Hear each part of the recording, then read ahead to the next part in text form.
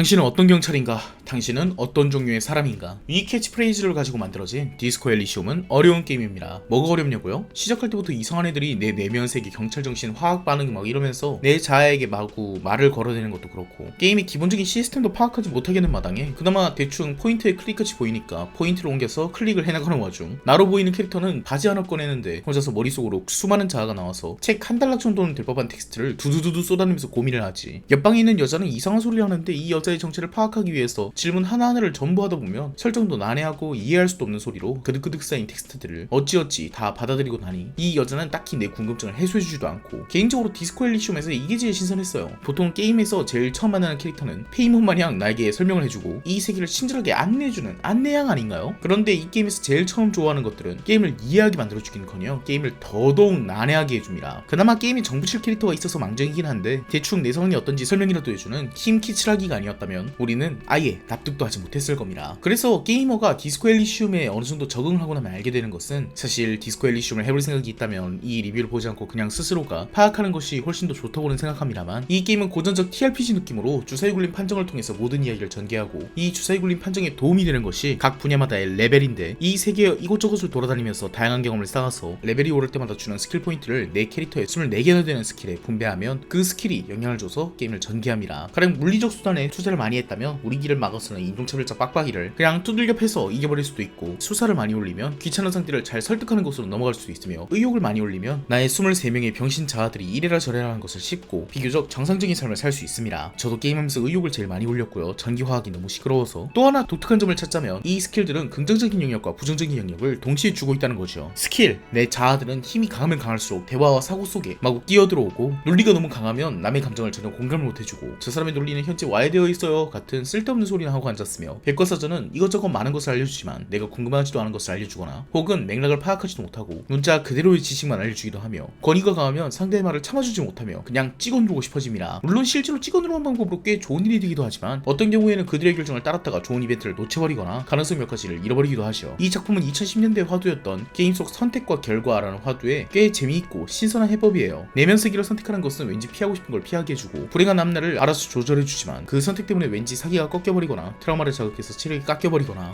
그럼 24가지 인격을 전부 다 테스트해보고 얘네들이 어떤 강점과 단점을 다지는지 전부 실험 및 분석을 해보거나, 혹은 5%에서 6%의 확률의 이벤트도 계속 세이브로드를 해서 리스마를 하면 이 게임의 모든 시스템과 메커니즘을 외워서 올바른 선택만 할 수 있게 되는 거 아니냐고요? 이 게임이 주는 선택에 대한 화두는 올바른 선택 따윈 누구도 모른다 예요. 이 게임에서 인종차별자 빡빡이를 리스마를 돌려서 5% 확률 뚫어내고 이긴다고 해도 뭐 그다지 유의미하지도 않고, 오히려 그게 딱히 재미있는 선택도 아닐 가능성이 큽니다. 그것 때문에 하루를 아낀다고 해서 시간을 아껴가지고 도움이 되는 게 하나도 없는 게임이기 때문이죠. 하지만 아무리 그래도 어떤 사람들은 스피드러닝을 하고 싶어하고 누군가는 유의미한 정보만 얻고 싶어하기 때문에 이 게임을 가장 빠르고 가장 재밌게 즐길 수 있는 꿀팁을 받고 싶을 테지만, 바로 이 부분이 디스코 엘리시움의 호불호의 핵심적인 영역이죠. 이 게임을 파악한 사람은 애지간한 아스퍼거가 아닌 이상 없어요. 내 캐릭터가 A라는 선택을 하면 어떤 결과가 나올지 100% 예상하는 사람이 없고, 웬만한 선택지들이나 시도도 확률로 기능하기 때문에, 그래서 이 게임에서 리스마라를 해서 좋은 선택지만 뽑아간다거나 하는 행동은 다른 게임에선 정답일지도 모르지만 이 게임에서는 명백한 오답입니다. 플레이어 스스로가 무의미함을 느끼고 알아서 멈추게 되죠. 이 게임에서 선택에 대한 화두, 유저는 게임을 무한히 재시작해서 모든 선택과 결과를 파악해버리는데 게임에서 선택이 의미가 있을까? 라는 점에서 디스코 엘리시움이 제시한 아이디어가 바로 맥시멀리즘입니다. 현대예술에서 제가 제일 최신 허두로 보고 있는 것은 공간이라고 말했던 적이 있죠. 게임은 공간을 만드는 것에 가장 능한 예술입니다. 게임과 건축의 공통점은 정크 볼륨이 있다고 해도 전혀 이상하지 않다는 점이에요. 가령 여러분이 소설을 쓰는데 정말 무의미해 보이는 문단이 있다고 칩시다. 여러분들은 그 문단을 그냥 그러려니 할 건가요?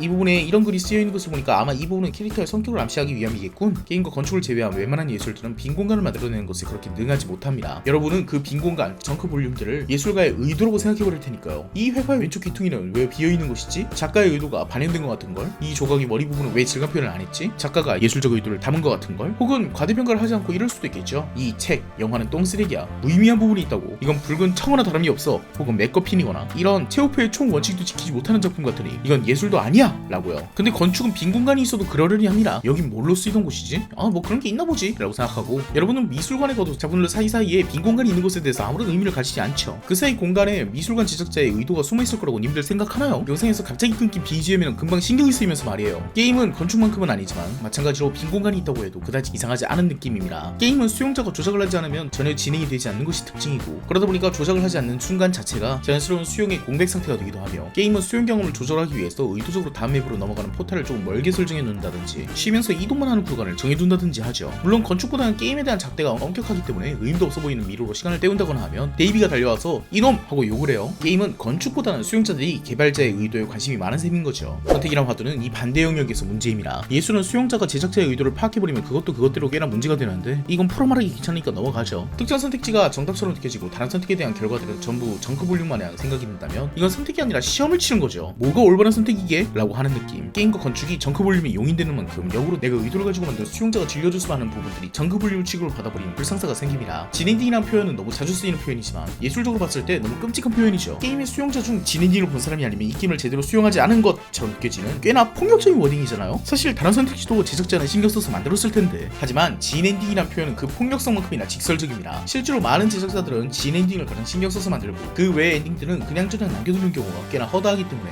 게이머들은 누가 봐도 이게 진엔딩이잖아 라든지 다른 엔딩에는 올라가지 않는 스텔몰이 올라가 버린다든지 그냥 누가 봐도 이게 제작자가 봐줬으면 하는 결말인 거잖아, 다른 부분 정크 볼륨으로 취급해도 아무 상관없는 거 아니야? 라는 반감이 올라올 수밖에 없죠. 실제로 선택이란 화두를 다룬 초기에는 왜 이 땅을 선택했냐고 플레이어를 타박을 주거나 혹은 폭력적으로 다른 엔딩을 못 보게 만들거나 선택의 무게를 매우 무겁게 하는 방식으로 수용자가 겪는 모든 경우를 진짜로 만들기 위해 노력하였으나, 인간의 호기심은 끝도 없고 하다못해 저지조차 개발자의 의도이기 때문에 반골들은 저 소리까지도 씹어버리게 되었죠. 솔까 진짜 엔딩 못 봐서 억울한 사람한테 너가 한 모든 경험이 진짜 경험이야? 라는 말은 공하기만 맞잖아요. 건축과 게임의 장점이자 단점인 정크 볼륨에 대한 이슈, 예술에서 의도가 읽히는 순간 하나의 정답이 느껴지게 되고 게이머가 의뢰 생각하는 크크 대충 넘어가는 구간이네 는 게임 개발자에게 매우 큰 적이 됩니다. 이 부분을 해결하기 위한 방법으로 당신의 모든 선택은 의미가 있어요, 당신의 플레이 경험 하나하나가 무거워요 라고 설득하던 시대는 기만처럼 들렸으니 이제는 아예 새로운 시도를 해봐야 되는 거죠. 그리고 디스코 엘리시움이 시도한 방법이 이 선택이 의미가 있을지 없을진 게임 개발자인 나도 잘 몰라, 그거 올리면 대충 좋긴 좋은 것 같은데 아닐 수도 있기도 하고 라는 듯이 스킬을 마구마구 흩뿌려 놓되 뭐 하나 확실한 효능을 담보해주지 않고 다이얼로그를 너무너무 많이 뿌려놔서 어떤 게 유용한 정보인지 전혀 파악할 수가 없게, 만약 디스코 엘리시움의 모든 설정과 모든 캐릭터성, 특징을 기억할 수 있는 디스코 퍼거가 존재한다면 이 게임의 모든 설정은 유의미한 설정이겠지만 그렇다고 하기엔 게임에 뿌려진 정보가 너무 많아요. 만약 디스코 엘리시움을 책으로 쓴다면 좋기 30분은 넘는 설정집이 있지 않을까? 라고 생각이 들 정도로 게임 내의 텍스트량이 압도적으로 많은 편인데요. 그렇다고 해서 그 정보들이 전부 쓸모가 있는 것이냐? 글쎄요, 쓸모가 있다고 하면 쓸모가 있는 거라고 말할 수도 있고 없다고 하면 없다고 말할 수도 있고, 이 게임은 모든 것이 과잉되어 있습니다. 게임의 설정부터 과잉사회 그 자체죠. 레바쇼레는 거의 모든 사상이 있어요. 인종차별자, 인종차별을 반대하는 자, 공산주의자, 전체주의자, 아나키스트, 자본주의, 자유주의, 복구주의 등등. 심지어 게임에서는 설정에서조차 어떤 정답을 제시하지 않습니다. 레바쇼는 그렇게 평화롭진 않아도 저 아이디어들이 전부 존재하는 세계고, 이 퍼뿌려진 아이디어를 가치 있게 만들거나 혹은 유의미하게 만드는 것은 다 우리 책임이죠. 게임에서 정보를 맥시멀하게 뿌리는 데다가 그 정보의 중요도를 도저히 파악할 수가 없으니 이 게임의 수용자는 어떻게 되냐면 그냥 내키는 대로 합니다. 평론가라고 딱히 이 게임의 설정 혹은 백과사전 다 디벼가면서 게임의 설정 이런 거 하나하나 꼼꼼히 안 읽습니다. 그거 하나하나 읽다간 플레이 타임 1000시간이 될 거예요. 그럴 거면 책을 읽지 뭐하러 게임을 해요. 심지어 연기 느낌으로도 게임을 진행할 수가 없어요. 내가 재밌어하는 설정은 주인공이 전마누라한테 집착하고 막 전화만 받으면 알아듣길래 이거에 대해서 계속 찾아보고 거짓말이나 공감이 많이 필요하길래 연극이랑 공감 이런 거 많이 찍다 보니까 그냥 게임 속의 경감님을 주작하는 게 아니라 아예 그런 설정에 놓인 말하는 사람이 있더라고요. 관심 없는 건 그냥 광크라고 넘겼어요. 제가 재밌어하는 건 킹키치락의 성 정체성이나 주인공을 둘러싼 관계성, 후회, 집착 뭐 이런 정서적인 부분만 재밌었거든요. 처음에 저는 박학다식한 캐릭터를 하고 싶은 걸 싶어서 지능 쪽의 스탯을 몰빵했는데 어느 순간 내가 원하는 정보를 주워담다 보니까 마지막엔 슈퍼 감정 머신이 되어 있었죠. 이 맥시멀한 정보들이 중요성도 없이 난립하는 공간에서야말로 내가 무엇을 좋아하는가에 대한 대답이 나오게 되었고, 디스코 엘리시움은 역설적으로 현실적인 게임이 되었답니다. 현실 공간 속에서도 우리는 관심 없는 것 그냥 대충 내팽개쳐놓고 좋아하는 것만 쫓아다니면서 발달하죠. 이 게임의 캐치프레이즈 당신은 어떤 종류의 사람인가? 는 이 게임을 도저히 파악할 수 없는 볼륨의 텍스트 무더기로 만들어둔 뒤 네가 관심 있어하는 정보만 취사 선택한 뒤 엔딩쯤에 네 캐릭터가 바로 당신이란 점에서 말한 거죠. 어떤 사람은 주인공의 트라우마나 전 마누라에 대한 부분에 전혀 관심이 없어서 레바쇼를 난립하는 역사나 사상, 정치체계의 역동성에 관심을 가졌을 수도 있고, 어떤 사람은 그냥 길 가는 인간들 다 두드려 패고 힘으로 해결하는 게 더 재밌게 느껴졌을 수도 있고, 누군가는 설득이, 누군가는 부스터의 노예가 자신의 성향에 맞는 것이 되었을 수도 있죠. 물론 디스코 엘리시움은 한계가 명확합니다. 이 게임은 철저히 너만의 성향에 맞춰봐 라고 겉으로나 속으로나 주장하고 있지만 실제로 우리는 더럽고 안 입고 와도 처음에 목매달린 시체의 진실을 찾아야 되고, 실제로 메인 스토리 라인만 설명하면 내가 겪은 스토리 스토리든 남들이 겪은 스토리든 뭐 그렇게까지 다른 건 없지요. 하지만 흔히 공간에서 시도되던 맥시멀리즘이라는 사조를 게임이 공간이라는 점을 착안하여 우리에게 모든 것이 정크 볼륨인 동시에 모든 것이 유의미한 볼륨이다 라는 느낌으로 우리 스스로의 선택이 철저히 개인화되고 유의미한 맥락으로 받아들여지는 것은 게임 예술의 새로운 지평을 열어줬죠. 물론 디스코 엘리시움은 게임 미술이라든지 인성주의적 화풍을 이용한 모습이라든지 다른 예술적인 포인트도 많지만 좀 더 게임 본질에 가까운 평론을 남기고 싶었던 부분이 있고요. 저번 이야기 때 나온 미니멀 게임, 미니멀리즘의 극한으로 간 산이란 게임도 게임에서 상호작용을 빼고 나니까 최후에 남은 게임의 핵심은 개인에 따라 다른 경험이 아닐까? 라는 방향으로 흘러갔던 것이 기억이 나시나요? 디스코 엘리시움은 정반대 맥시멀리즘 게임을 보여주면서 모든 볼륨을 꽉꽉 채워놓고 정크 볼륨을 그득그득 놓고 나니까 결국 이 게임의 핵심도 개인에 따라 다른 경험이 되었지요. 네, 제가 제시하는 게임 예술의 핵심은 개인화입니다. 모든 창작물이 다 그런 부분이 있지만 어떤 소설이나 만화가 각자에게 전부 모두 다른 느낌으로 받아들여지는 것처럼 게임이 유달리 도드라지는 것이 개인화된 경험이라고 생각합니다. 물론 이건 제 견해일 뿐이지만 어쨌든 이번 특집은 말이 길의 예술 특집이 아니겠습니까? 제10의 예술, 게임을 지나쳤으니 이제 9의 예술, 영화로 갑니다. 오늘 리뷰 여기까지였고요. 끝까지 봐주셔서 감사합니다.